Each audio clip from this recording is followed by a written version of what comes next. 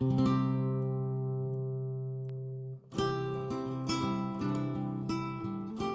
going to start with a Star Woman statement here. She said, if we did have World War III and most of the humans were destroyed, does that mean that is karma for all these people?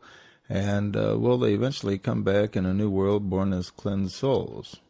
For if our soul is forever, then doesn't that mean that the wicked, nasty, evil people will eventually have to come back and relearn from their mistakes and find their spiritual path?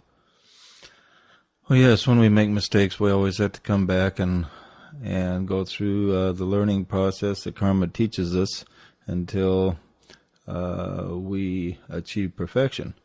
One of the best examples of this is the movie Groundhog Day. Groundhog Day is in what Bill Murray did, and living that Groundhog Day over and over is an interesting correspondence to what we do with life. With him it was just a day, but with us it's an entire life. As you remember, Bill Murray lived that day over and over and over until he finally got it perfect. When he got it perfect, then he was allowed to wake up and enter into the real world. That's interesting correspondence to the way reality is.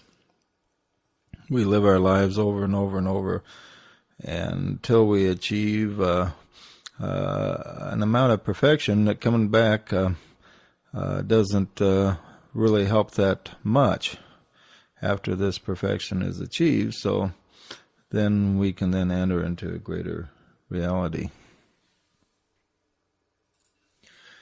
Now, as far as more mass destructions go, more karma is at play here than just individual karma.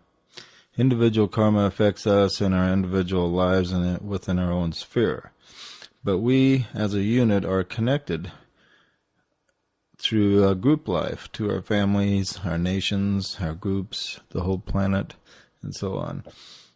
And the various groups and nations to which we are members of have their own karma. And even though we may be as innocent as a driven snow as an individual, we are subject to national karma, group karma, and the karma of the whole human race. And then even karma beyond that, the karma of the whole solar system and beyond.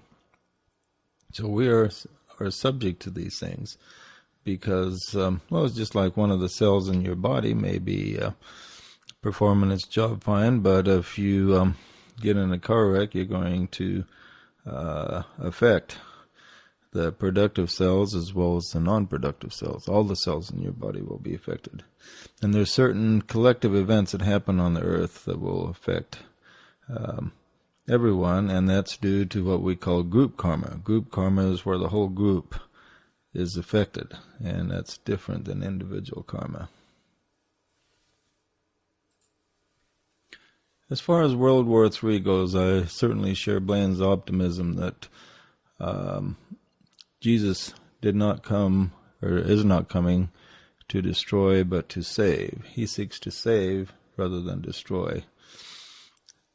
And this is an extremely important point.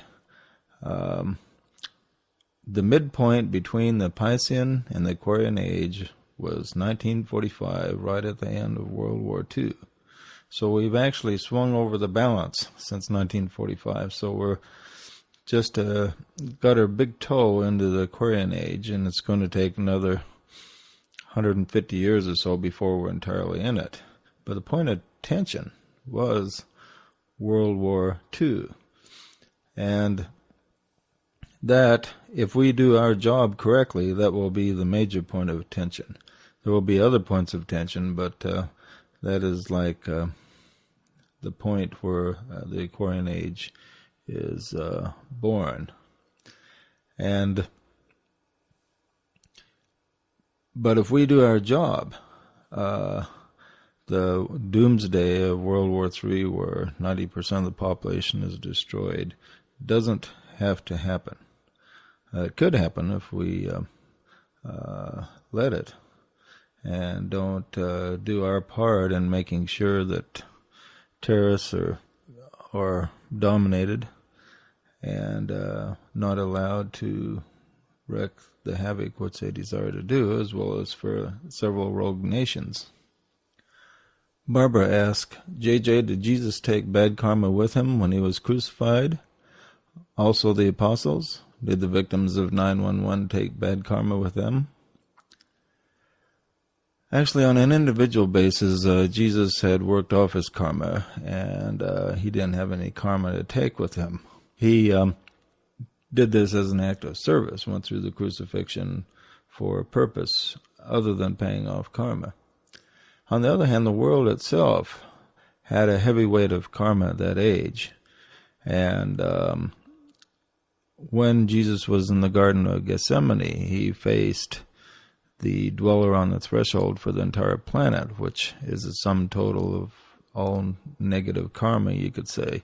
So when he struggled in the garden and bled from every pore, as the scripture says, he struggled with the world karma, and that way took upon himself the sins of the world in a sense that he swung the balance of world karma. So instead of the world karma engulfing us, it began to lessen from that point on. As far as the apostles go, most of them did have karma to pay off, and they paid it off, a lot of their karma off in service. When they taught the teachings of Christ and spread them and elevated hope in mankind, that was a means of them paying off the negative karma from their past. As far as the people of 911, some of them, or quite a number of them, probably had significant amount of karma that they paid off in the disaster. There were probably a handful of people that were just in the wrong place at the wrong time. But quite often, disasters that we're caught in are a means of us paying off karma and learning our lessons. Those who affected the disaster on 911 will eventually, when they come back and are reborn, they will have some crazy suicide person interfere with their life and family in a way that they had done, so that they can learn their lessons. Unless, of course, they choose the path of service, as the apostles and other great people in history have done. And through service, remember, we can pay off karma.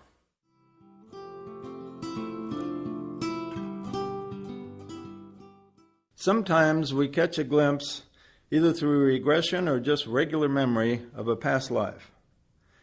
And we say, hey, if that's true, then I learn ABC here, and I need to do this to pay off some karma, and you get a feel of how you can use the knowledge from that past life, or what you can do to rectify wrongs you did in that past life. It's important that we can grasp those things. But we don't have to go back completely and remember to grasp them. We can go back by reflection. You may just be thinking, I really feel that I should learn to be an artist. Why should I learn to be an artist? Or let's say, who was it that's, was it Cheryl? Cheryl, where are you? There you are. Well, you're doing service work, right? Let's say she's not getting paid any money for it. Now, why is she doing this? Why does she feel so motivated? It could be connected with a past life. It might be she just has a below the consciousness memory of it that is motivating her, that inwardly she knows she needs to do stuff like this to serve, and it helps her to pay off karma. Or maybe in a past life, other people really helped her, and she has a need to repay that, and pay it forward type situation. And so it's not always, the benefit of memory of past lives doesn't always come through a clear vision where we remember names, places, dates, things like this. But it comes through impulses that we have. And this is part of the memory. This is part of the memory of the past life that's pushing us forward. And so the past lives of us, our immediate past lives of, say, the couple dozen back anyway, can be useful to obtain. But we have to be careful about them, because when they're revealed through the soul, then they can be very helpful. Sometimes, if they're revealed prematurely, it can be a distraction. Like, let's say Bill David over there was Napoleon in a past life. All of a sudden, he got his memory back. He would think, oh man, I need to round up some soldiers, go conquer the world. He'd probably lose interest in, well, who wants to sell real estate anymore, I need to go back and redeem France. So it would be a big distraction if Bill David learned he was Napoleon. But let's say with Cheryl, her soul maybe is saying that, in a past life you accumulated a certain debt, and the way you can repay it is through service, and here's the avenue for service, go for it. Did you feel really like it's something you're supposed to do? Did you have a feeling connected with that service? Yeah. There have also been a nurse and a monk in 20 lives too, and it's just in her DNA. So, it doesn't always have to be a bad thing that's calling you toward it. Yeah. Except if you're a nurse and monk for too long, your soul will produce a distraction for you. Because say you've been a monk for 2 lifetimes, your soul will think, this guy is wasting his time. He's learned his lessons from being a monk. And so he will be born in this life, and he'll still want to be kind of a monk again. And something will happen. Maybe he'll have a dad, and he says, kid, you're going to military school. I don't want to go to military school.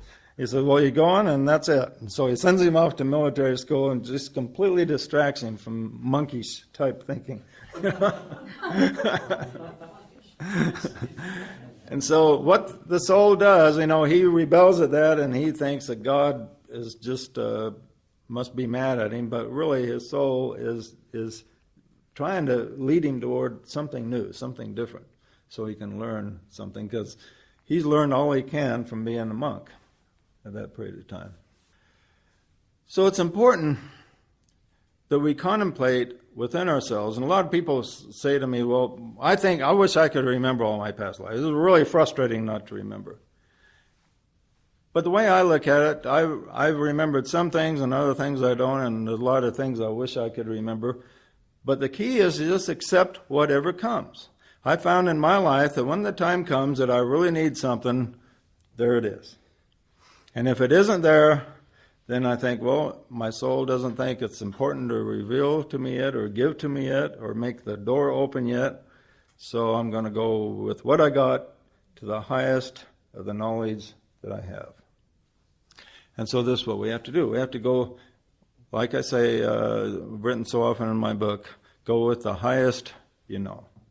If you go with the highest you know, then it will just be a certain amount of time before something else will be revealed. And then something else and something else.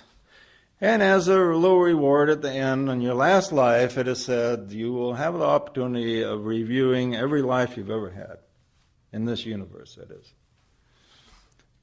They say the Buddha was able to review every life that he ever had.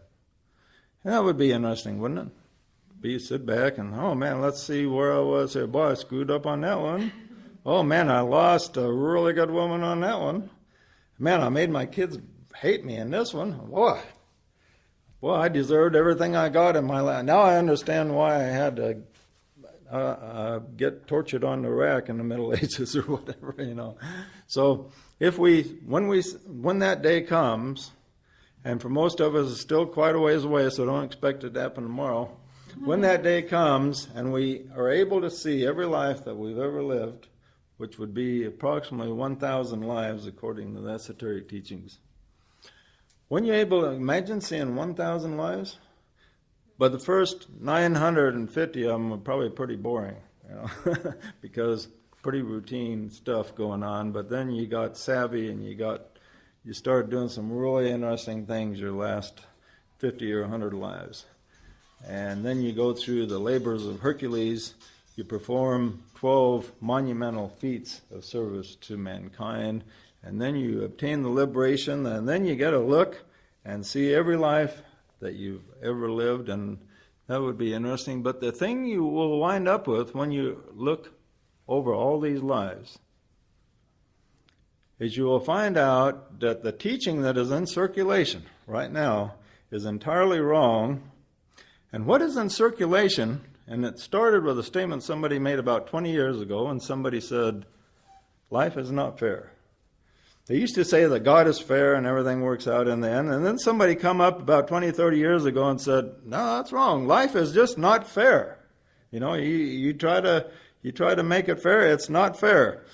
But when the time comes that we can look over every life that we've lived, we will see everything balanced out perfectly, that life was indeed completely 100% fair. Now, if we take a little slice where you had a life with some hard times, then it will not seem fair at all. When you live a life where, you know, some people that are very evil, very heartless, get rich, live easy lives. Good people get cancer and have kids that are rebels and have accidents. And you think, boy, it's just not fair. But when everything is said and done and we're able to look over the whole scheme of creation, we will come up with the conclusion, God is fair.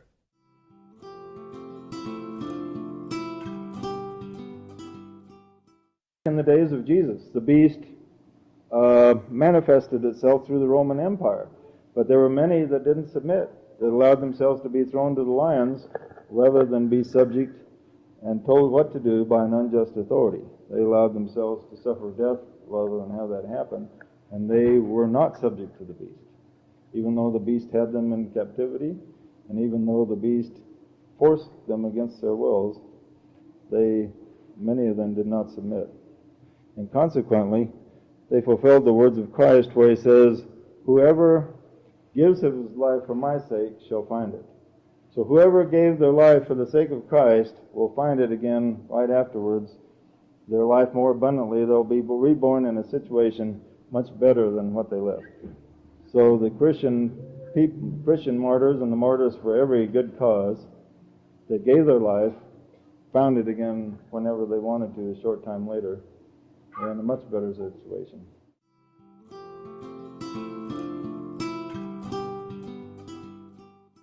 When you read about the Middle Ages, it's interesting how men that have gone down in history as some of them great men, like let's take Sir Thomas More, for instance.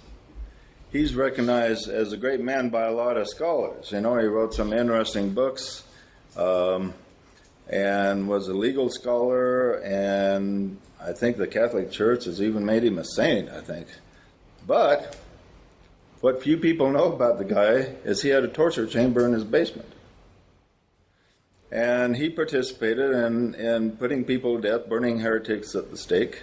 He was a powerful person, but for those that disagreed with him and were heretical, he sought to destroy them. And when you read about the Middle Ages, it's interesting. Many people were this way, like Martin Luther's also. Everybody thinks he was just a great guy. You know, he was persecuted when he began to break off from the church, and many of his followers were put to death. But then when he got a little power, what did he do? People that disagreed with him, he had them burned at the stake. And he had them persecuted and tortured. So he wasn't any better than the other guys. And yet he's recognized overall as one of the great souls in our history. But when he got power, just like Hercules, those who disagreed with him that were different from him, he called heretics, and he had them persecuted, even though he'd went through a similar thing and should have learned. Okay? So to achieve unity, Martin Luther, Sir Thomas More, other people respected in history as making a Herculean effort of some kind, those who disagreed with them, they had them killed. And this often happens.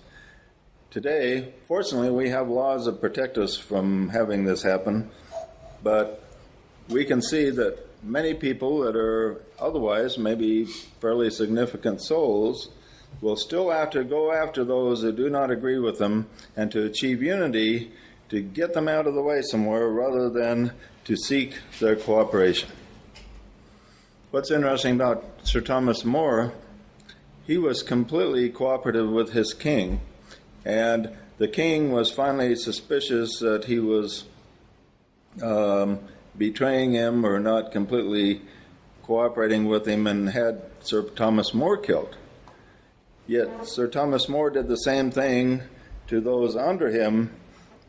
Anyone that was a heretic, he supported having them killed. And to achieve unity during most periods of history, what you did, those who disagreed with them, you just had them killed.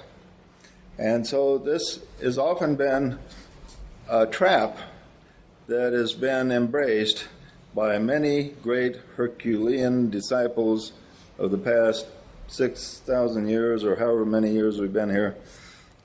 And they've fallen into this trap. To achieve unity, they felt they have to eliminate anyone who disagrees. Just have people that agree around you. So Sir Thomas More and Martin Luther and all these guys probably came back in another life and had to redeem themselves for their illusion about unity. Instead of achieving unity through just doing away with your enemies, maybe they came back and maybe they were part of the founding fathers, who knows? And maybe they did something like, through peaceful means, created a better system that would save the lives and freedom of many people. And we don't know exactly how it happened with these individuals, but they would have to come back, redeem themselves.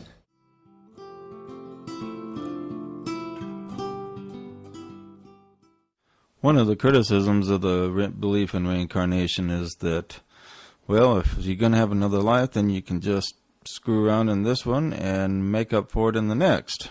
As a matter of fact, among some of the common people in the East do think this way to some degree.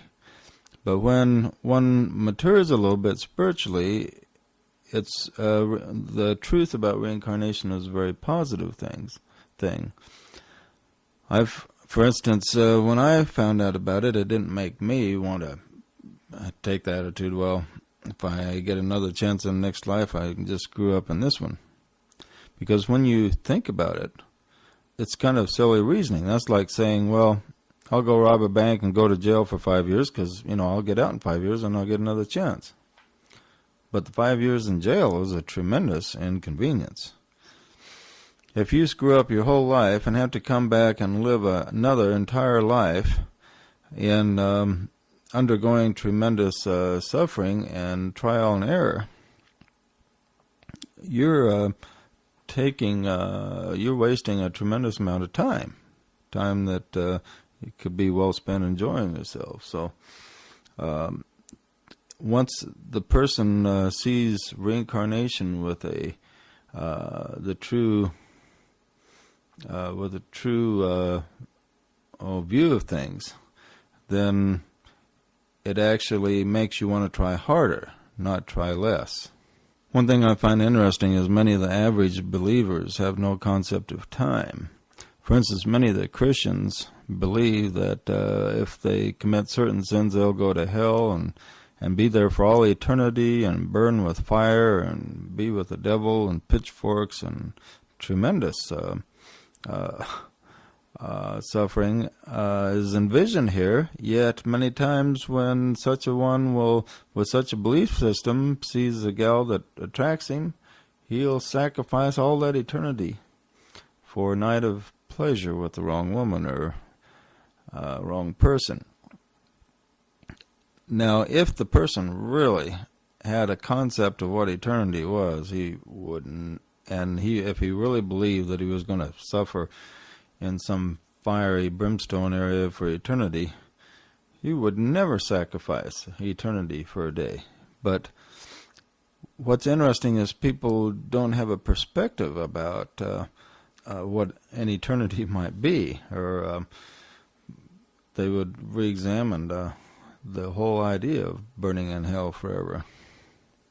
So when is a person ready to believe in reincarnation and have it be a positive thing in his life? The answer is when his mind has a true perspective on what time is and what cause and effect is. For instance, in this life, a person doesn't want to go to jail for even 1 year, and he would probably avoid a night of pleasure to avoid a year in jail. Yet others that don't have a perspective of what eternity is would yield a night of pleasure to have an eternity in the fires of hell, so to speak.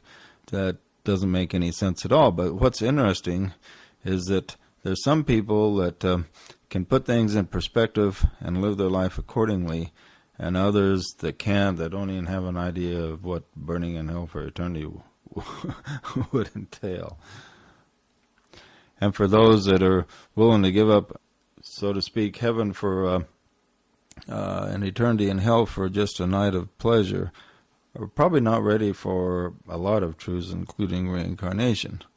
But if a person does have a little bit of perspective on the cause and effect and what can happen to him in reality, then the belief in reincarnation or the knowledge of it is a very positive thing. What it did for me is it made me adjust my life, so the cause and effect in my life was projected into the future. So the things that I do here in this life now is not just for the effects a year or 2 years down the road. I'm looking maybe hundreds or thousands of years down the road, because it makes you live your life from a much broader perspective when you know that you're going to have effects that are going to take place way down the road that will either be to your advantage or disadvantage.